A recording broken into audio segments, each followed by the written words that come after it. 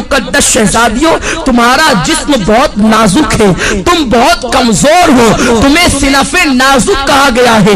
مرد تو مرد ہے، اگر اللہ اپنا عذاب پتھر اور پہاڑوں پر ڈال دے تو پہاڑ بھی اللہ کے عذاب کو برداشت نہیں کر سکتے۔ میری بہنوں، تم اللہ کے عذاب کو کیسے برداشت کر سکو گی؟ تمہارا یہ نازک وجود اللہ کے عذاب کو کس قدر برداشت کرنے کی طاقت رکھتا ہے؟ ذرا سوچو تو صحیح۔ آج تم اپنے حسن کی نمائش کر رہی ہو، آج تم باریک اور پتلے کپڑے پہن کر کے اپنے حسن کو دنیا کے سامنے ظاہر کر رہی ہو۔ کیا تمہیں ڈر نہیں لگتا؟ یہ تمہارا حسن زیادہ دن تک تمہارے پاس نہ رہ سکے گا۔ جوانی کتنے دن کے لیے آتی ہے؟ جوانی آتی ہے جانے کے لیے، جوانی آتی ہے ختم ہونے کے لیے۔ زیادہ سے زیادہ جوانی 10 سے 15 سال تک تمہارے پاس رہے گی۔ اپنی جوانی کی عمر میں تم اپنے حسن کی نمائش کر لو، تم اپنے حسن کی خوب نمائش کرو گی۔ اس کے بعد پھر کیا ہے؟ جس حسن کی تم نمائش کر رہی ہو، یہ نمائش تمہارا کرنا اسی تمہارے خوبصورت چہرے کو کبھی قبر کے کیڑے کھائیں گے، کبھی قبر کی مٹی کھائے گی۔ اپنی بڑی بڑی آنکھوں میں کاجل لگا کر، اپنی خوبصورت آنکھوں میں کاجل لگا کر بار بار آئینوں کو دیکھتی ہو اور بار بار عورتوں پہ فخر محسوس کرتی ہو کہ میری آنکھیں اتنی خوبصورت ہے، میرا چہرہ اتنا خوبصورت ہے۔ ارے نادانو، تمہارے خوبصورت چہرے کی حقیقت کیا ہے؟ اگر تمہارے چہرے پر چند پھنسیاں نکل آئے تو تمہارا شوہر بھی تمہاری طرف نگاہ اٹھا کر دیکھنے کو تیار نہ ہوگا، مگر اللہ اکبر، اس دنیا کے اندر اپنے چہرے کو حسین بنانے کے لیے، اپنے چہروں کو خوبصورت بنانے کے لیے اس قدر اہتمام کرتی ہو اور خوبصورت چہرے پہ اتنا مٹک مٹک کر اتراتی ہو۔ یہ تمہارا خوبصورت چہرہ قبر کے اندر 3 دن کے اندر بگڑ جائے گا، 3 دن کے اندر اسے قبر کے کیڑے کھائیں گے۔ حضرت سعید ابن مسیب رحمت اللہ تعالی علیہ فرماتے ہیں، جب حضرت علی مرتضیٰ کے ساتھ میں قبرستان گیا تو میں نے جانے کے بعد کیا دیکھا؟ علی مرتضیٰ نے قبر والوں کو سلام کیا اور سلام کرنے کے بعد پوچھا، اے قبر والوں، تمہارا کیا حال ہے؟ تمہاری کیا کیفیت ہے؟ تو ایک قبر سے آواز آئی، علی کیا پوچھتے ہو؟ جس خوبصورت بالوں کو ہم دن میں کئی مرتبہ سوارتے تھے وہ بال ہماری کھوپڑیوں سے جھڑ چکے ہیں۔ اے علی کے مرتضیٰ، جن آنکھوں پر ہم بہت فخر کرتے تھے وہ آنکھوں کے گودے بہ بہ کر کے گالوں سے گر رہے ہیں۔ جس چہرے کے اور گالوں کی سرخی پر ہم اتراتے تھے ان گالوں کے گوشت کو کیڑوں نے کھانا شروع کر دیا ہے۔ اب تم ہمارا حال کیا پوچھتے ہو؟ جس جسم پر پرفیوم لگا کر، جس جسم پر عطر لگا کر دنیا کے سامنے فخر محسوس کرتے تھے، اس جسم کو ازدہے ڈس رہے ہیں۔ اے علی، اب ہم تمہیں اپنا کیا حال سنائے؟ اے اسلام کی مقدس شہزادیوں، اپنے بڑے بالوں کی نمائش کے لیے تم اس قدر سرگردہ نظر آتی ہو، اس قدر کو لاہور پر کوشا نظر آتی ہو۔ یہ تمہارے بال تمہاری قبر میں جھڑ جائیں گے، یہ تمہاری آنکھیں اسے قبر کے بچھو کھائیں گے، ہم تو اسے کھائیں گے۔ اور اللہ کے رسول تو یہاں تک فرماتے ہیں، آج عورتیں اپنے حسن کا غلط استعمال کر کے کبھی کسی غیر محرم لڑکے سے محبت کا پیغام دیتی نظر آتی ہے، پیار و محبت کے نام پر اجنبی لڑکوں سے دوستی کرتی نظر آتی ہے، اور یہ آج فیشن بن چکا ہے، اسے عیب نہیں سمجھا جاتا۔ وہ عورتیں کان کھول کر سن لے جو لوگوں سے غلط تعلقات قائم کرتی ہیں۔ فرمایا گیا جن عورتوں نے دوسرے مردوں سے تعلقات قائم کرنا تو بہت بڑا جرم ہے، ایک مرتبہ اپنا ہاتھ کسی دوسرے مرد کے ہاتھ میں دیا ہوگا، اس عورت پر اللہ اس کی قبر میں 99 سانپ مسلط فرمائے گا، اور اس میں سے ایک سانپ کی طاقت کا عالم یہ ہوگا کہ وہ سانپ اگر سانس لے دنیا میں، وہ سانپ اگر دنیا میں سانس لے تو اس کی سانس کی گرمی سے پوری دنیا کے انسان مر جائیں، اور اگر وہ سانپ کسی پہاڑ پر اپنی دم کو مار دے تو پہاڑ ریزہ ریزہ ہو جائے، اتنا طاقتور وہ سانپ ہے۔ ایسے ایسے طاقتور 99 سانپ اس عورت پر مسلط کیے جائیں گے جس نے ایک مرتبہ اپنا ہاتھ کسی غیر مرد کے ہاتھ میں دیا ہوگا۔ آج لڑکوں سے دوستی فیشن سمجھا جا رہا ہے، بچیاں سج دھج کر اسکول اور کالج کا رخ اس لیے کرتی ہیں، اللہ ماشاءاللہ سب کی بات نہیں کرتا کہ لڑکے انہیں دیکھیں، ان کی طرف متوجہ ہوں۔ اللہ کے رسول صلی اللہ علیہ وسلم نے فرمایا، میں نے معراج کی رات ایک منظر دیکھا کہ آگ کی کینچی سے کچھ عورتوں کی جلدیں کاٹی جا رہی ہیں، آگ کی کینچی سے ان کی جلدیں کاٹی جا رہی ہیں۔ جو خواتین آپریشن کو جانتی ہے اور جن کا آپریشن کسی مقام پر یہ کہاں ہوا ہے یا انہوں نے آپریشن کی داستان کو سنا ہوگا تو انہیں معلوم ہوگا کہ جب کسی کی جلد ڈاکٹر کاٹتا ہے تو پہلے اسے بے ہوش کرتا ہے، پھر بڑی نزاکت کے ساتھ ہلکے ہلکے انداز سے کاٹتا ہے، پھر جب ہوش آتا ہے تو انسان کتنا تڑپتا ہے، کتنا بے چین ہوتا ہے، کتنا بے قرار ہوتا ہے۔ بہت احتیاط کے ساتھ اگر بے ہوش کر کے انسان کی جلد کاٹی جائے تو انسان اتنا تڑپتا ہے۔ میری بہنوں ذرا سوچو تو صحیح کہ آگ کی کینچی سے کچھ عورتوں کی جلدیں کاٹی جا رہی تھی۔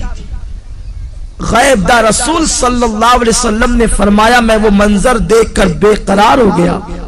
میں نے پوچھا، جبریل یہ کون عورتیں ہیں اور ان پر یہ عذاب کیوں ہے؟ تو جبریل نے کہا، یا رسول اللہ یہ آپ کی امت کی وہ عورتیں ہیں جو اس لیے بن سنور کے گھر سے نکلتی تھی کہ مرد ان کی طرف راغب ہو اور ان کی طرف دیکھے، اس لیے انہیں اس عذاب میں مبتلا کیا گیا۔ اے اسلام کی مقدس شہزادیوں، تم مغربی تہذیب اور فیشن پر عمل کرنے کے بعد بہت زیادہ کامیاب نہیں ہو سکتی، بہت زیادہ کامران نہیں ہو سکتی۔ اور سنو، یہ دنیا ایسی بدترین جگہ ہے، یہ دنیا ایسا بدترین مقام ہے، یہاں کوئی کسی کا نہیں۔ جب تک تمہاری جوانی تمہارے پاس ہے، ہر آنے والا تمہارے قریب آنے کی سوچے گا۔ تمہارے حسن کو پھول کی طرح جو حسن اللہ نے عطا کیا ہے اس کو مل دینے کے بعد وہ ایسا غائب ہوگا کہ پھر تمہیں کہیں نظر نہیں آئے گا۔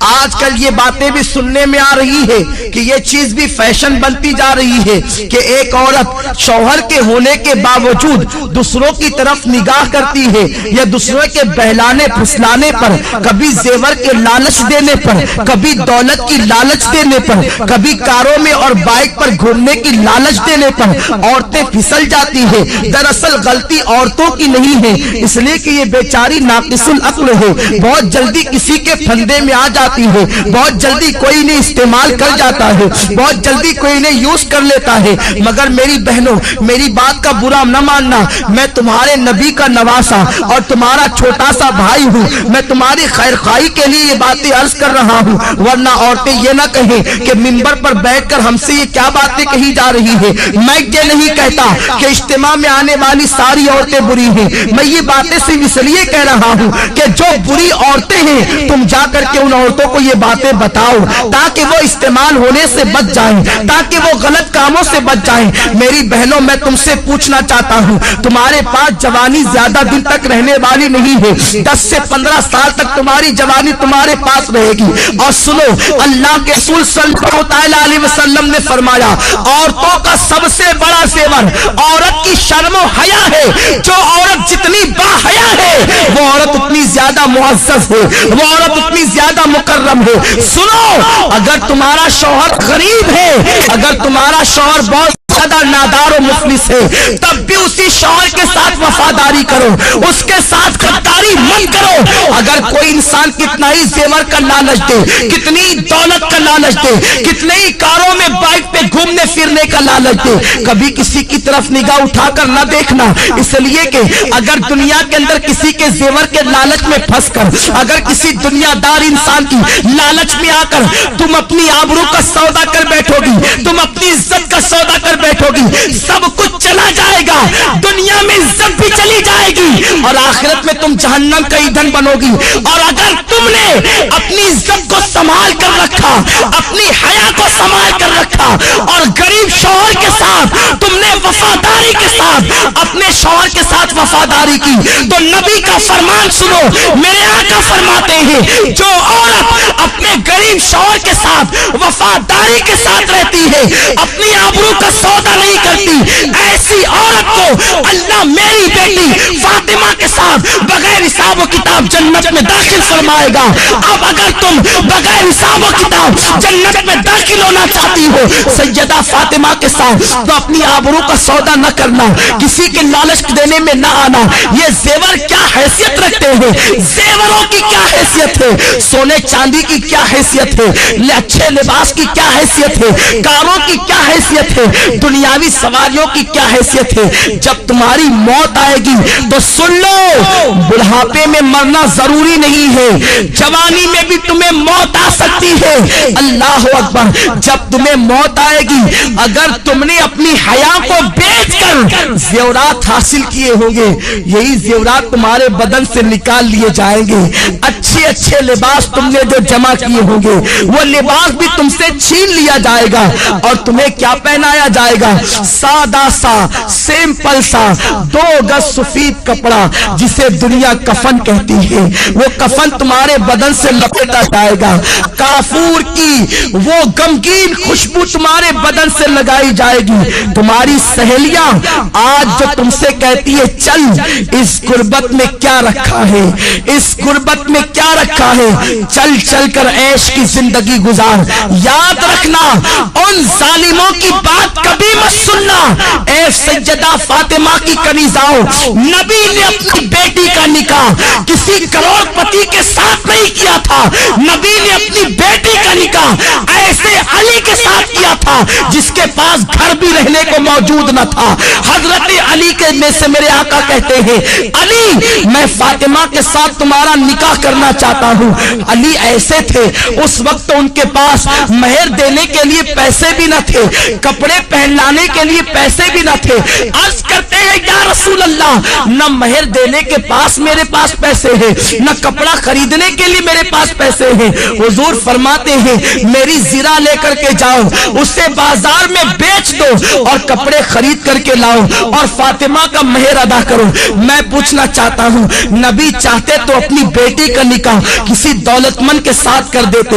بڑے بڑے دولت مند میرے سرکار کی بیٹی کا ہاتھ مانگنے کے لیے آئے تھے, مگر نبی جانتے تھے اگر میں نے اپنی بیٹی کا نکاح کسی دولت مند کے ساتھ کر دیا تو میری امت کی بیٹیوں کا کیا ہوگا, میری امت کی بیٹیاں زندگی کیسے گزارے گی.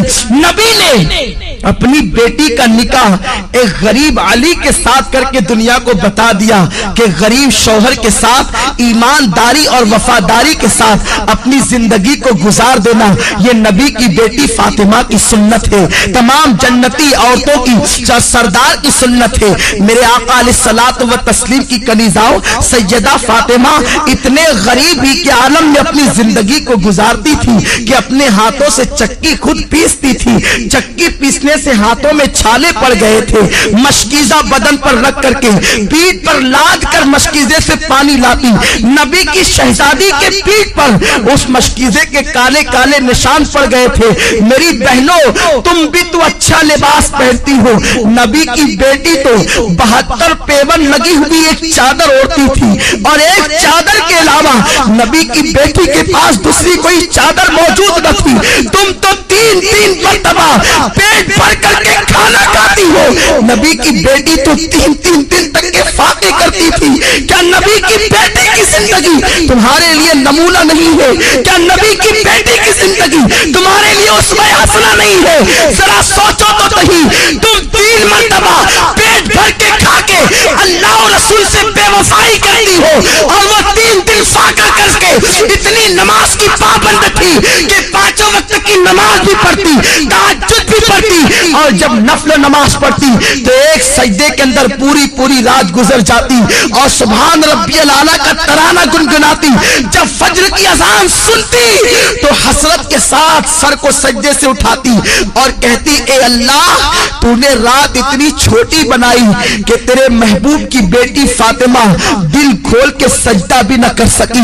اے خاتون جنت کی کنیزاؤ، تم مسلمان ہو، تمہاری تقدیر کا ستارہ بہت عروج پر ہے، اللہ نے تمہیں ایمان کی دولت دی ہے، غیر مسلم عورتوں کو دیکھ کر ان کی طرح بننے کی کوشش نہ کرو، فلموں میں ہیروئن کو دیکھ کر ان کی طرح بننے کی کوشش نہ کرو۔ ذرا سوچو تو صحیح، میرے آقا فرماتے ہیں میں نے عورت کی عزت کو کعبے سے بھی بلند کر دیا ہے، تمہاری عصمت کو نبی نے کعبے سے بلند کیا ہے، تمہیں اپنے آپ کا کوئی خیال نہیں، تم پارکوں میں جا کر اللہ اکبر اللہ کی نافرمانی کر رہی ہو۔ اور سنو، کوئی کہیں بھی جائے سب کی نگاہ سے تو چھپ کر تم گناہ کر سکتے ہو، اللہ کی نگاہ سے تم کبھی نہیں چھپ سکتے۔ قرآن کہتا ہے ان اللہ کان علیکم رقیبا، تم جہاں کہیں ہو اللہ تم پر سخت نگرانی فرما رہا ہے۔ دوسرے مقام پر میرے رب نے فرمایا واتقوا اللہ ان اللہ خبیر بما تعملون، اللہ سے ڈرو کہ وہ تمہارے ایک ایک پل کی خبر رکھتا ہے۔ اور یہ بھی سن لو میری بہنوں، اگر تم نے اللہ سے ڈر کر گناہوں سے توبہ کر لی تو اللہ کے رسول فرماتے ہیں جو اللہ سے ڈرتا ہے اللہ اسے سب سے بے نیاز کر دیتا ہے، اللہ محتاجی کو دور کر دیتا ہے۔ جو اللہ سے ڈرتا ہے اللہ اسے ایسی جگہ سے روزی عطا کرتا ہے جہاں پر اس کا گمان بھی نہیں جاتا۔ آؤ میں آپ کو استقامت فی الدین کے حوالے سے اور اللہ کے خوف کے حوالے سے ایک بڑی پیاری حکایت پیش کروں۔ امام یافعی علیہ رحمت و رضوان فرماتے ہیں میری بہنیں غور سے سنیں اور اللہ کا خوف اپنے دل کے اندر پیدا کریں۔ جب ایک عورت اللہ سے ڈر کر گناہوں کو ترک کر دیتی ہے تو اللہ اس کے مقام کو کتنا بلند فرما دیتا ہے۔ امام یافعی رحمت اللہ تعالی علیہ فرماتے ہیں 2 دوست تھے، دونوں میں بہت زیادہ پیار و محبت تھی، ایک دوسرے سے بڑی محبت کرتے تھے، مگر ایک نوجوان کی کیفیت یہ تھی کہ وہ جلتے ہوئے انگاروں میں ہاتھ ڈال دیتا، اس کے ہاتھ پر آگ اثر نہیں کرتی تھی، وہ جلتے ہوئے کڑاہوں میں ہاتھ ڈال دیتا، تیل کی کڑک اس کے ہاتھ پر اثر نہیں کرتی تھی، وہ بڑے بڑے انگارے ہاتھ سے پکڑ لیتا، آگ اس کے ہاتھ کو نہیں جلاتی تھی۔ لوگ حیران رہتے تھے آخر اس کے اندر خصوصیت کیا ہے، اس کی خاصیت کیا ہے کہ آگ اس کے ہاتھ پر اثر نہیں کرتی۔ ایک مرتبہ اس کا جو بہت زیادہ قریبی دوست تھا اس نے پوچھا یار ذرا یہ تو بتا آخر آگ تیرے ہاتھوں کو کیوں نہیں جلاتی ہے، تو آگ کو ہاتھ میں لے لیتا ہے آگ تیرے ہاتھ پہ اثر کیوں نہیں کرتی ہے، یہ تو بہت تعجب کی بات ہے۔ اس نوجوان نے کہا یہ بہت بڑا راز ہے دوست میں نہیں بتا سکتا۔ آخرکار اس نے بہت زیادہ پریشر کیا اور پھر اس دوست نے کہا سن لے اگر تو میرے اس راز کی بات کو سننا چاہتا ہے تو سن، میری بہنوں سے کہتا ہوں میری بہنوں تم بہت غور سے اس حکایت کو سنو، شاید یہی حکایت آپ کی زندگی کے اندر انقلاب پیدا کر دے۔ وہ نوجوان کہتا ہے میرے بھائی دراصل معاملہ یہ ہے میں نوجوان تھا، میں نے جوانی کی دہلیز پہ قدم رکھا، میرے پاس حسن بھی تھا، میرے پاس دولت بھی تھی، میرے پاس سب کچھ تھا، میں بڑے مالدار باپ کا بیٹا تھا۔ جب میں نے جوانی کی دہلیز پہ قدم رکھا تو مجھے عیاشیوں کی فکر ہوئی۔ ظاہر سی بات ہے جب انسان کے پاس دولت آتی ہے تو وہ عیاشی کی طرف بڑھتا ہے، وہ کسی نہ کسی کی عصمت کا سودا کرنے کا سوچتا ہے۔ وہ نوجوان کہتا ہے ایک رات میں کھانا کھا کے گرمیوں کے موسم میں اپنے گھر کے اوپر کے چھت پر ٹیرس پر گھوم رہا تھا، ٹہل رہا تھا۔ میں نے کیا دیکھا کہ میرے گھر کے سامنے ایک بہت خوبصورت لڑکی ٹہل رہی ہے۔ جب میں نے اس لڑکی کو دیکھا تو اس سے میرے دل میں محبت پیدا ہو گئی۔ میں نے اس لڑکی سے گفتگو کرنا چاہیے۔ میں نے اس لڑکی سے کہا تجھے جتنی دولت چاہیے لے لے، مگر تم میرے ساتھ میں جیسا کہوں ویسا ہی کرنا۔ مگر وہ لڑکی کوئی معمولی لڑکی نہیں تھی، وہ آج کل کی آوارہ لڑکیوں کی طرح، آج کل کی اسکول اور کالج کی اپنی مرضی سے جینے والی لڑکیوں کی طرح لڑکی نہیں تھی۔ اس لڑکی کے ماں باپ نے اس کی پرورش ٹی وی اور وی سی آر کے سائے میں نہیں کی تھی، بلکہ وہ لڑکی ایک نیک اور پرہیزگار ماں باپ کی بیٹی تھی۔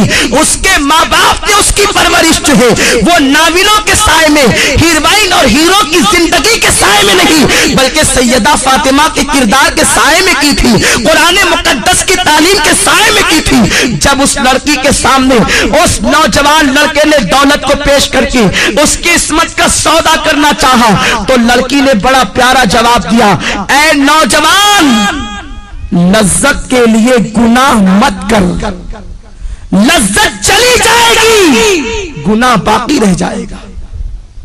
لذت کے لیے گناہ مت کرو، یہ لذت چلی جانے والی چیز ہے، اور گناہ ایک مرتبہ گناہ کے دفتر میں لکھ دیا گیا وہ ہمیشہ باقی رہے گا۔ ارے ایک گناہ کا عذاب انسان برداشت نہیں کر سکتا، انسان ہزاروں گناہ کرتا ہے۔ قرآن کہتا ہے اِنَّ بَطْشَ رَبِّكَ لَشَدِيدٌ، تیرے رب کی پکڑ بڑی سخت ہے۔ اے میری بہنوں، کم از کم اپنے آپ سے تو تم محبت کر لو، اللہ کا عذاب بڑا خطرناک ہے۔ ساری دنیا مل کر اس کے ایک چھوٹے سے عذاب کو برداشت نہیں کر سکتی، تم اتنے گناہ کر کے اتنے بے باکی کے ساتھ زندگی گزارتے ہو، تمہیں اللہ کا ڈر نہیں ہے، تمہیں مرنا نہیں ہے، کہ تمہیں قبر میں نہیں جانا ہے۔ وہ نوجوان کو اس لڑکی نے کہا لذت کے لیے گناہ مت کر، لذت چلی جائے گی، گناہ باقی رہ جائے گا۔ وہ نوجوان کہتا ہے میں اس لڑکی کے پیچھے لگا رہا، وہ لڑکی مجھے اللہ سے ڈراتی رہی۔ آخر کیا ہوا، ہمارے شہر میں قحط سالی کا زمانہ آیا، سوکھا پڑ گیا، قحط پڑ گیا، ہر غریب امیر کے دروازے پر بھکاری کی طرح کھڑے ہو گئے۔ میں مالدار باپ کا بیٹا تھا، میرے باپ نے مجھے بہت سارا اناج دیا، کہا بیٹا تقسیم کرو۔ میں اناج تقسیم کر رہا تھا کہ میرے دروازے پہ وہ لڑکی بھی چلی آئی۔ میں نے اس لڑکی کو قطار میں دیکھا، میں خوش ہو گیا کہ آج اپنی دل کی خواہش پوری کروں گا۔ میں نے جلدی اپنے نوکروں سے کہا کہ اس سب کو دے کر کے بھگا دو، اور اس لڑکی کو میں نے اپنے کمرے میں بلایا۔ لڑکی سے پوچھا کیا بات ہے، کیوں آئی ہو، آنے کی وجہ کیا ہے؟ لڑکی نے کہا اے نوجوان، تو جانتا ہے کہ میری شادی ہو چکی ہے اور میرے 3 بچے ہیں، میں ماں ہوں، میرے بچے بھوک کی وجہ سے تڑپ رہے ہیں، خدا کے لیے کچھ اناج دے دے تاکہ میرے بچوں کی زندگی بچ جائے۔ اس نوجوان نے کہا اے لڑکی، میں تیرے قدموں میں دولت کا اور اناج کا انبار لگا دوں گا، تو ایک مرتبہ میرے دل کی تمنا کو پورا کر۔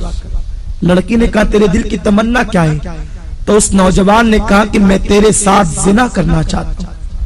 لڑکی لرز گئی اور کہنے لگی نادان، اللہ سے ڈر، اللہ کے رسول فرماتے ہیں جب کوئی لڑکا اور لڑکی زنا کرتے ہیں تو ان کا ایمان ان کے سینوں سے نکل جاتا ہے، ایمان دلوں سے رخصت ہو جاتا ہے۔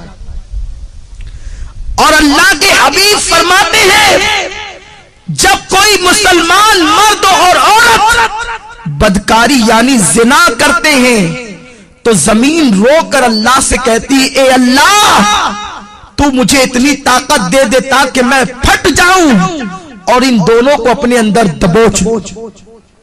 اتنا بدترین جرم ہے زنا، اللہ سے ڈر، تو کیا کہہ رہا ہے؟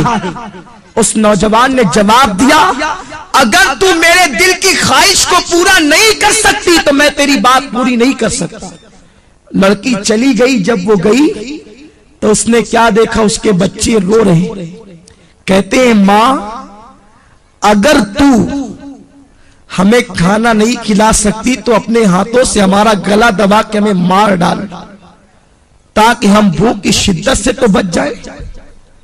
میری بہنوں ذرا سوچو، ایک ماں کے سامنے جب بچے زندگی اور موت کی بھیک مانگ رہے ہوں گے تو اس ماں کی ممتا نے کیا کہا ہوگا۔ لڑکی نے سوچا بچوں کی تین بچوں کی زندگی ایک طرف ہے اور زنا ایک طرف ہے، اگر میں زنا کر لوں اور اناج حاصل کر کے بچوں کو کھلا دوں میرے بچے تو بچ جائیں گے، بعد میں توبہ کر لوں گی۔ توبہ کا دروازہ تو کھلا ہے، اور یہ کہہ کے وہ چل پڑی۔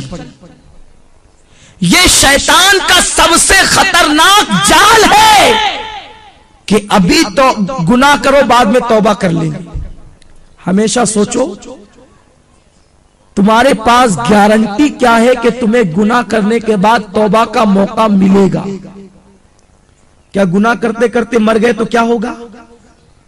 ہمارے محلے کی بات ہے، ایک خاتون رات 12 بجے کے بعد فلم دیکھ رہی تھی، گھر میں اکیلے تنہا بیٹھے، فلم دیکھتے دیکھتے اس کا انتقال ہو گیا۔ پورے محلے میں ہنگامہ ہو گیا کہ اس عورت کا انتقال فلم دیکھتے دیکھتے ہوا۔ محلے کے 80% لوگوں نے اس کا جنازہ نہیں پڑھا، اور آج بھی دنیا اس پہ لعنت و ملامت کر رہی ہے۔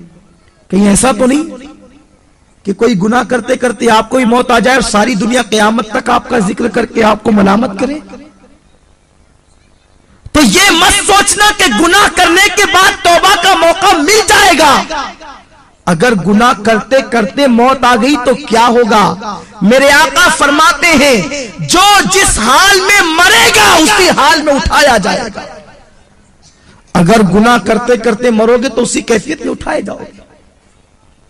تو بہرحال وہ لڑکی چل پڑی۔ مختصر عرض کر رہا ہوں، رستے میں آئی تو اس لڑکی نے سوچا کہ اگر میں گناہ کر لوں اور بچوں کی زندگی نہ بچے تب، اگر اللہ چاہے تو وہ کھانے کے بعد بھی مر سکتے ہیں، ضروری تو نہیں کہ کوئی بھوکا ہی مرے، کھانے کے بعد بھی بچے مر سکتے ہیں۔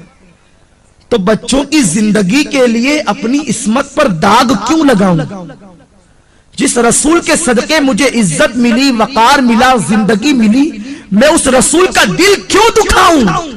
یہ سوچ کر وہ گئی اور نوجوان سے کہا میرے بچوں پہ رحم کر کے کچھ دے دے۔ تو اس نے کہا تو میری دل کی خواہش پوری کر، میں تیری خواہش پوری کر دوں گا۔ لڑکی نے کہا اے نوجوان کان کھول کے سن لے، اپنے ایک ایک بچے کو بھوک سے تڑپ تڑپ کر مرتا دیکھنا تو گوارا کر لوں گی، مگر نبی کی نافرمانی نہیں کروں گی، کبھی گناہ کی طرف نہیں جاؤں گی۔ یہ کہہ کر وہ لڑکی پلٹ گئی اور آ کر حضرت فاطمہ کی سنت کو ادا کیا، وضو کیا اور سر سجدے میں رکھ کر کہتی ہے مولا تو نے کہا ہے گناہ سے بچنے کے لیے میں بچ گئی، اب میرے بچوں کی زندگی بچانا تیرے کرم کا کام ہے۔ ادھر یہ دعا کر ہی رہی تھی، ادھر دروازے پہ دستک ہوئی، دروازہ کھول کے دیکھا تو وہی نوجوان اپنے نوکروں کے ساتھ کھڑا ہے، اس کے ہاتھوں میں بہت سارے روپیوں کے تھال اور اناج موجود ہے، کھانا موجود ہے۔ لڑکی نے کہا کیا بات ہے، کیوں آئے ہو؟ اس نوجوان نے کہا اے عورت تو غریب بھوکی پیاسی ہو کر اللہ سے اتنا ڈرتی ہے تو مجھے مالدار ہو کر اللہ سے کتنا ڈرنا چاہیے۔ میرا دل تیرے تقوی اور پرہیزگاری کی وجہ سے بدل گیا، آج کے بعد میں تجھے اپنی بہن مانتا ہوں، سارے ناپاک ارادوں سے میں نے توبہ کر لی، یہ لے میری طرف سے تحفہ قبول فرما اور اپنے بچوں کو کھلا دے۔ اس لڑکی نے کہا رک جا، پھر سجدہ کیا اور کہتی ہے اے اللہ یہ نوجوان اگر اپنے قول میں سچا ہے، یہ اگر صحیح کہتا ہے تو یہ تیری بندی تیری بارگاہ میں دعا کرتی ہے کہ تو اس پر دنیا کی آگ بھی حرام کر دے اور جہنم کی آگ بھی حرام کر دے۔ وہ نوجوان کہتا ہے وہ اللہ سے ڈرنے والی بندی کی دعا کا اثر ہے کہ جیسے میں آگ میں ہاتھ ڈال دیتا ہوں تو آگ میرے ہاتھوں پر اثر نہیں کرتی، اس کی دعا میں اتنی تاثیر کہ اس نے مجھے دعا دے دی تو میں دنیا کی آگ کو پکڑتا ہوں تو آگ میرے ہاتھوں پر اثر نہیں کرتی، مجھے امید ہے کہ جہنم کی آگ بھی میرے جسم پہ اثر نہیں کرے گی۔ میری بہنوں ذرا سوچو تو صحیح، اگر ایک عورت گناہ سے بچے، ایک عورت اگر برائی سے بچے تو اس کی دعا میں اتنی تاثیر پیدا ہو جائے کہ اگر وہ کسی کے لیے دعا کر دے کہ تیرے ہاتھ پر دنیا کی آگ اثر نہ کرے تو دنیا کی آگ اسے جلا نہیں سکتی، تو خود اس بندی کے وجود کا عالم کیا ہوگا، خود اس بندی کی شان و شوکت کا عالم کیا ہوگا۔ تو میری بہنوں تم اپنے مقام کو پہچانو، تم نبی کی امتی ہو، تم سرکار کی کنیز ہو، تم سیدہ فاطمہ کے نقش قدم پر چلنے کے لیے پیدا کی گئی ہو، اپنی عصمت و آبرو کو سمجھو اور اپنی آبرو کا سودا نہ کرو۔ اور چلتے چلتے آخری بات بتا دوں، اگر کوئی میری بہن غلطی سے کوئی گناہ کر چکی ہے تو وہ پریشان نہ ہو، آج بھی توبہ کا دروازہ کھلا ہوا ہے، صدق دل سے توبہ کر لو۔ ابھی تھوڑی دیر کے بعد یہاں پر دعا ہوگی، ذکر ہوگا، اس میں چند آنسو بہا کے توبہ کر لو، اللہ تمہاری توبہ کو قبول فرما لے گا۔ میرے آقا فرماتے ہیں التائب من الذنب کمن لا ذنب لہ،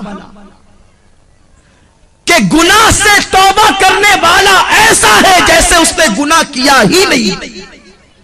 اور اللہ فرماتا ہے واللہ یحب التوابین، کہ بے شک اللہ تبارک و تعالی توبہ کرنے والوں کو اپنا محبوب بنا لیتا ہے۔ ان اللہ یحب التوابین، بے شک اللہ توبہ کرنے والوں کو اپنا محبوب بنا لیتا ہے۔ تو میری بہنوں توبہ کر لو، توبہ کا دروازہ اب بھی کھلا ہے۔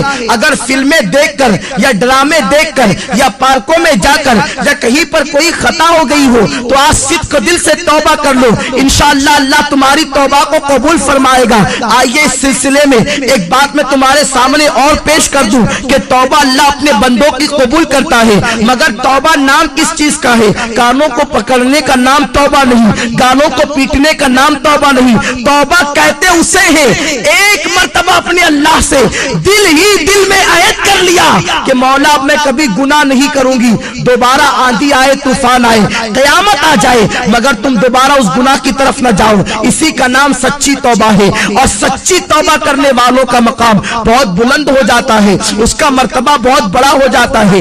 آج میں آپ کو بتاؤں، حضرت ذوالنون مصری علیہ رحمت و رضوان کے دربار میں ایک کچھ محلے کے لوگ آئے اور آنے کے بعد کہتے ہیں اے ذوالنون مصری، ہمارے محلے کے اندر ایک رقاصہ آئی ہے، ایک ناچنے والی آئی ہے، ایک ڈانس کرنے کے لیے آئی ہے، اور نوجوان جاتے ہیں اور رات بھر اس کے ساتھ بدکاری کرتے ہیں، اس طریقے سے وہ ماحول خراب کر رہی ہے، پورے محلے کا معاشرہ تباہ ہو رہا ہے۔ میری بہنوں ذرا غور سے سنو، اللہ کیسا کریم و رحیم ہے، اللہ کیسا ستار و غفار ہے۔ حضرت ذوالنون مصری اللہ کے ولی تھے، اللہ اکبر۔ جب ان کے دربار میں محلے کے لوگ آئے کہ محلے میں گناہ ہو رہا ہے، ایک عورت تباہی مچا رہی ہے، نوجوان کھچے کھچے اس کی طرف جا رہے ہیں، اسے محلے سے نکال دو، اللہ اکبر۔ مگر سنو، اگر کوئی گناہ کرے تو اسے محلے سے نکالنے کی کوشش نہ کرنا، گناہ کرنے والوں کو کبھی حقیر مت سمجھو، ہمیں گناہ سے نفرت کرنے کا حکم دیا گیا ہے، گنہگار سے نفرت کا حکم نہیں دیا گیا، ہمیں مرض سے نفرت کا حکم دیا گیا ہے، مریض سے نفرت کا حکم نہیں دیا گیا۔ گناہ مرض ہے، گناہگار مریض ہے، اگر تم مریض سے نفرت کرو گے تو گنہگاروں کا علاج کون کرے گا؟ میرے آقا نے تو بڑے بڑے گنہگاروں کو سینے سے لگایا، ہمیں کیا حق بنتا ہے کسی گنہگار کا گناہ اوپن کر کے اس کا مذاق اڑانے کا؟ تو میری بہنوں، اگر تمہارے محلے کے اندر کوئی عورت گناہ کرتی ہوئی پکڑی جائے یا کوئی عورت किसी का गुनाह तुम्हारे सामने ओपन हो जाए तो उसकी तशहीर मत करना, बल्कि उसके करीब जाकर उसकी इस्लाह करने की कोशिश करना, उसे गुनाह से रोकने की कोशिश करना। हजरत ज़ुन्नून मिस्री की बारगाह में महल्ले के लोग आकर कहते हैं उस रक्कासा को निकाल दो। उस जमाने के लोग कितने हसास थे, कितने मुत्तकी और परहेजगार थे कि एक औरत गुनाह करने के लिए आई थी, पूरा महल्ला मुखालिफत कर रहा था। यहाँ तो पूरा महल्ला के महल्ला गुनाह करता है, कोई मुखालिफत करने वाला नहीं, कोई मना करने वाला नहीं। बहरहाल हजरत ज़ुन्नून मिस्री ने फरमाया वो औरत फाहिशा है ना, वो औरत बदकारा है ना, वो औरत ज़िना करवाती है, वो औरत बदकारी करती है, ठीक है तुम चले जाओ, इंशाअल्लाह मैं उसका इलाज कर दूंगा। उसके बाद हजरत ज़ुन्नून मिस्री रहमतुल्लाहि ताला अलैह जाते हैं और जाने के बाद उसके दरवाजे पर बैठ जाते हैं। जब उसके दरवाजे पर बैठ जाते हैं महल्ले के जितने लड़के आते हैं ज़ुन्नून मिस्री जैसे वली को देखकर भाग जाते हैं। हजरत ज़ुन्नून मिस्री उन नौजवानों को समझाते हैं बुराई न करो, ये बहुत बुरी चीज है, इससे रोजी खत्म होती है, इससे चेहरा मस्क किया जाता है, इससे चेहरा बदल जाता है, इससे इंसान तबाह होता है, इससे इंसान बदनाम होता है, इससे इंसान की जिंदगी कम कर दी जाती है। गर्ज के ज़िना की बुराइयां वो बता रहे हैं। वो औरत सज धज के घर में बैठी है कि आज मेरे यहाँ कौन आता है। सारे लड़कों को शाम ही से ज़ुन्नून मिस्री ने रुखसत कर दिया और उसकी कनीज जब दरवाजे पर आई तो ज़ुन्नून मिस्री उससे कहते हैं तेरी मालिका से कहना आज तुझसे मिलने के लिए ज़ुन्नून आ रहा है, एक रात की कीमत क्या है। वो लरज़ गई कि हजरत ज़ुन्नून मिस्री इतने बड़े वली कहलाते हैं और वो मेरी रात की कीमत पूछ रहे हैं। कनीज ने आकर बहरहाल बता दिया। हजरत ज़ुन्नून मिस्री उतनी कीमत लेकर के गए और उस लड़की से कहते हैं मैं तो ये कीमत दे रहा हूं, अब रात भर तुम्हारी मेरे कब्जे में है, रात भर तुम्हारी मेरे पास है, जैसा मैं कहूंगा तुम्हें ऐसा ही करना पड़ेगा। लड़की ने कहा मेरा काम तो दौलत कमाना है, तुम जो कहोगे मैं वही करूंगी। उसके बाद हजरत ज़ुन्नून मिस्री ने उसको पैसे दिए और फरमाया आज की तेरी रात मेरे लिए है। फरमाते हैं बेटी इस्लाम की बेटी हर बेटी हर इस्लाम की हर बेटी इस्लाम की बेटी हुआ करती है, ये तूने जो कीमत ली है अब जल्दी से जाके गुस्ल कर और ये नया लिबास मेरी तरफ से पहन ले। उस लड़की ने गुस्ल किया, लिबास पहना। वो अजीब अजीब सोच रही थी कि मेरे साथ ज़ुन्नून जैसा बूढ़ा क्या करेगा। हजरत ज़ुन्नून मिस्री रहमतुल्लाहि ताला अलैह उस लड़की से कहते हैं बेटी आज रात तुझे कुछ नहीं करना है,